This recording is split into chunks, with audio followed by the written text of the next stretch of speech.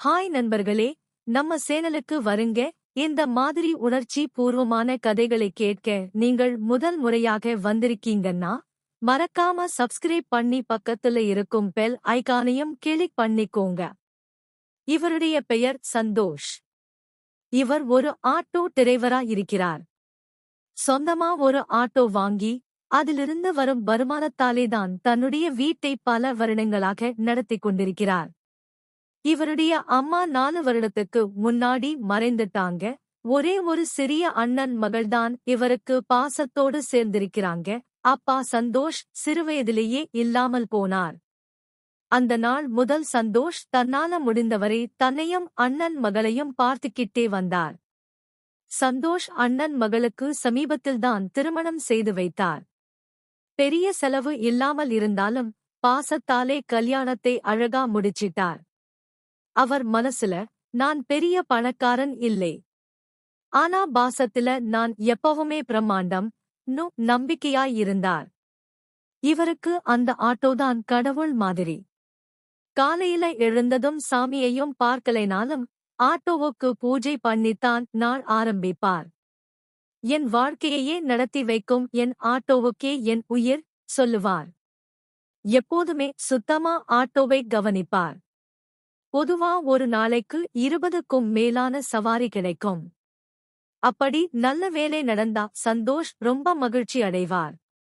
ஆனா அந்த நாள் மட்டும் சற்று வித்தியாசமாய் இருந்தது. ஒரு சவாரியும் கிடைக்கல. இருக்கிற இடத்திலேயே அரை மணி நேரம் காத்திருந்தார். சவாரி வராததால் சற்று மனசு குழம்பி விட்டது. ஏதோ இன்றைய நதிஷ்டம் சரியா இல்லை போல. கடவுளே, உன்னை எப்பவும் நன்றி சொல்லிக்கிட்டேதான் இருப்பேன். ஆனா இப்ப கொஞ்சம் உதவி பண்ணு. 4 சவாரி கொடுத்து என்னால் போக உதவி பண்ணு பிரார்த்தனை செய்தார். அதுக்கப்புறம் சாமியை கும்பிட்டு தன் மொபைலில் பக்தி பாடல்கள் ஒலிக்க விட்டார். அந்த இசையோட நிம்மதியா ஆட்டோவுக்குள் உட்கார்ந்து அந்த நாளின் துவக்கத்துக்காக காத்திருந்தார். அப்போ திடீர்னு ஒரு அம்மா வந்து, மகனே, இந்த முகத்தில இருக்கிற அரசு மருத்துவமனைக்கு என்னை விட்டுடலாமா கேட்டாங்க. உடனே சந்தோஷ் மனசுக்குள், பரவாயில்லை கடவுளே, நீயே எனக்கு ஒரு சவாரி அனுப்பி. சந்தோஷ் அந்த வார்த்தைகளை சொன்னதும் அனிதா கண்களில் தானாகவே கண்ணீர் வழிந்தது. பல மாதங்களுக்குப் பிறகு யாரோ ஒருவர் தன்னை எந்த கேள்வியும் இல்லாமல் எந்த சந்தேகமும் இல்லாமல் பாதுகாப்பதாக சொன்ன அந்த நிமிடம் அவளுக்கு வாழ்க்கையே திரும்பி கிடைத்த மாதிரி இருந்தது.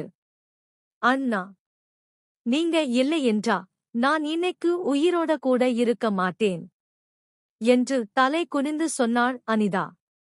சந்தோஷ் மெதுவாக அவள் தலையில கை வைத்து, போச்சிமா, எல்லாம் முடிஞ்சது. இனிமே உன் வாழ்க்கை அமைதியா போகணும். அதுக்கு நான் இருக்கேன் என்று சொன்னார். அந்த நாளுக்குப் பிறகு அந்த வீடு மெதுவா மாற ஆரம்பிச்சது.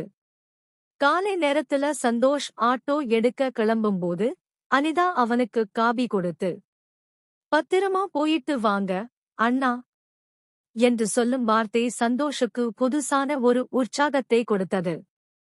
முன்னாடி ஆட்டோவையே தன் வாழ்க்கைன்னு நினைச்ச சந்தோஷுக்கு இப்போ அந்த வீட்டும் அந்த பெண்ணும் கூட வாழ்க்கையோட ஒரு பகுதியா மாற ஆரம்பிச்சது. மோகலத்துல இருந்தவர்கள் எல்லாம் கவனிக்க ஆரம்பிச்சாங்க. சந்தோஷ் வீட்டுல யாரு அந்த பெண்? எப்பவும் வீட்டிலேயே இருக்காளே என்று மெதுவா கிசுகிசு பேச ஆரம்பிச்சாங்க. இந்த பேச்சுகள் சந்தோஷ் காதலப்பட்டாலும் நம்ம மனசு சுத்தமா இருந்தா உலகம் என்ன பேசினாலும் பரவாயில்லை என்று அவர் மனசை கட்டுப்படுத்திக்கிட்டார். ஒரு நாள் மாலை ஆட்டோ சரியாக ஓடாமா சந்தோஷ் சற்று தாமதமா வீட்டுக்கு வந்தார். வீட்டுக்குள்ள நுழைந்ததும் அனிதா கவலையோட கேட்டாள், என்ன அண்ணா, இன்று முகம் சரியா இல்லையே? ஒன்னும் இல்லம்மா, சவாரி கம்மி என்று சொல்லி சிரிக்க முயற்சி செய்தார் சந்தோஷ். அவள் உடனே, சாப்பாடு ரெடி, முதல்ல கை காலு கழுவிட்டு வாங்க என்று அக்கறையோட சொன்னாள். அந்த ஒரு வார்த்தை, அந்த ஒரு கவனம் சந்தோஷ் மனசுக்குள்ள இருந்த எல்லா சோர்வையும் கரைய வச்சது. சாப்பாட்டுக்குப் பிறகு சந்தோஷ் மெதுவா கேட்டார். அனிதா, இனிமே உன் வாழ்க்கை பற்றி என்ன நினைக்கிற? அவள் சிறிது நேரம் அமைதியாயிருந்தாள். பிறகு மெதுவா சொன்னாள்.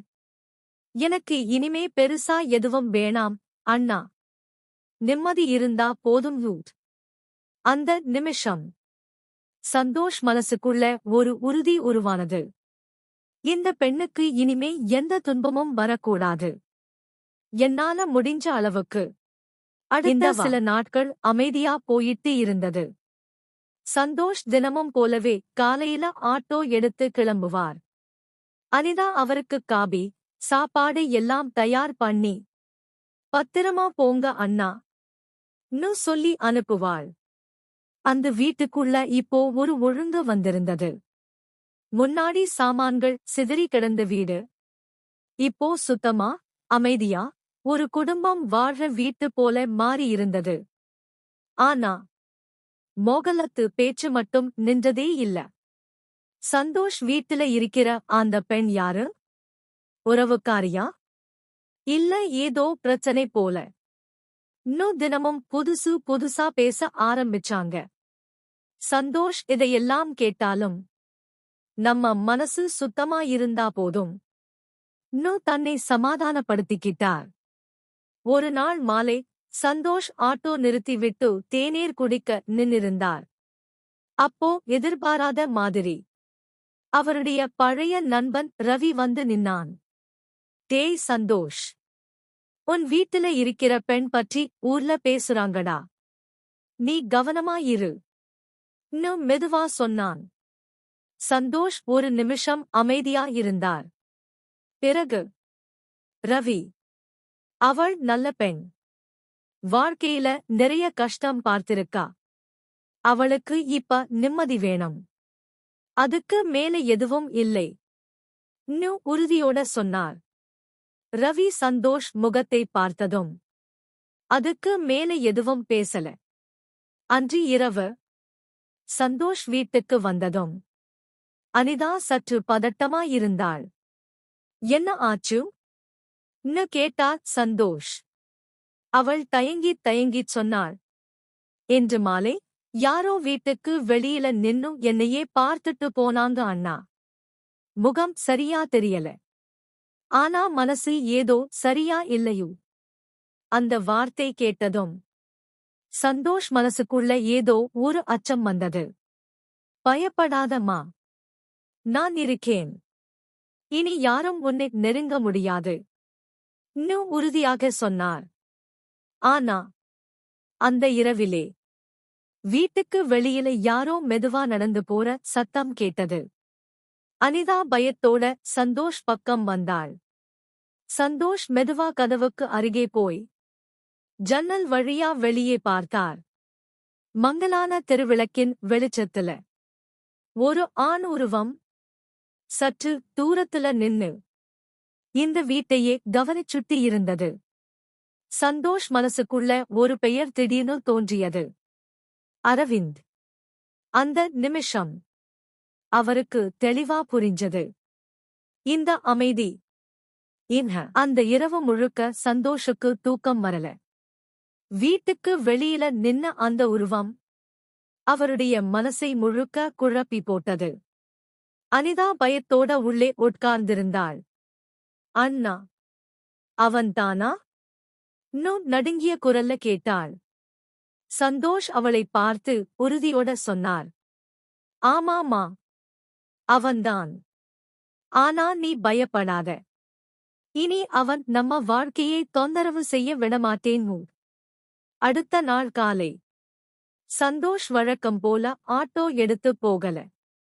நேரா தன் நண்பன் ரவியை கூப்பிட்டார். ரவி, அவன் திரும்ப வந்துட்டான். இது இங்க நிற்கக்கூடாது. இன்னொரு பெண்ணுக்கு இப்படி ஒரு வாழ்க்கை வரக்கூடாது ன்னு தெளிவா சொன்னார். ரவியும் உடனே புரிஞ்சுக்கிட்டான். சரிடா, போலீஸ்ல பேசலாம் ன்னு சொன்னான். இருவரும் சேர்ந்து போலீஸ் ஸ்டேஷனுக்கு போய் அரவிந்த் பற்றி எல்லா விவரங்களையும் சொன்னார்கள். முன்னாடியே அனிதா கொடுத்த புகாரும் இப்போ நடந்த மிரட்டலும் எல்லாம் சேர்த்து போலீஸ் கவனமா கேட்டது. அந்த மாலையே அரவிந்த் அனிதா வீட்டுக்கு வர முயற்சி செய்தான். இன்னும் பயப்படலையா? இன்னும் சிரித்தபடி பேச ஆரம்பிச்சான். அந்த நிமிஷம் பின்னாலே இருந்து போலீஸ் குரல் கேட்டது. நில், அசையாதே. அரவிந்த் அதிர்ச்சி அடையுறதுக்குள்ள அவனை போலீஸ் பிடிச்சுட்டாங்க. பெண் மீது மிரட்டல், சட்டவிரோத நுழைவு, முந்தைய வழக்கின் மீறல், எல்லாத்துக்கும் சேர்த்து அரவிந்த் மீண்டும் கைது செய்யப்பட்டான். அவன் அழைத்துச் செல்லப்படும் போது அனிதா வாசலில் நின்னு பார்த்தாள். இந்த தடவை பயம் இல்ல, கண்களில் இருந்தது நிம்மதி. சந்தோஷ் அவள் கையை மெதுவா பிடிச்சார். போச்சிமா, இனிமே எல்லாம் முடிஞ்சது. இனி உன் வாழ்க்கையில பயம் கிடையாது ன்னு சொன்னார். அனிதா கண்ணீரோட தலை அசைத்தாள். அது துக்கக் கண்ணீர் இல்ல, பல வருடங்களுக்கு பிறகு வந்த நிம்மதியின் கண்ணீர். அந்த வீட்டுல மீண்டும் சிரிப்பு திரும்பி வந்தது. காலை காபி வாசனை, மாலை சிரிப்பு, இரவு நிம்மதியான தூக்கம். சந்தோஷ் இன்னும் ஆட்டோ ஓட்டினார். அனிதா இன்னும் வீட்டை அன்போட பார்த்துக்கிட்டாள். பணம் அதிகமில்லை, ஆனா மனசுக்குள்ள இருந்த பயம் போய் நம்பிக்கை மட்டும் நிறைந்த வாழ்க்கை. சில சமயம் வாழ்க்கை பெரிய அரண்மனை தராது, ஆனா சரியான மனிதனே சரியான நேரத்துல கொடுத்துடும். அதுதான் கடவுளின் ஆசீர்வாதம்.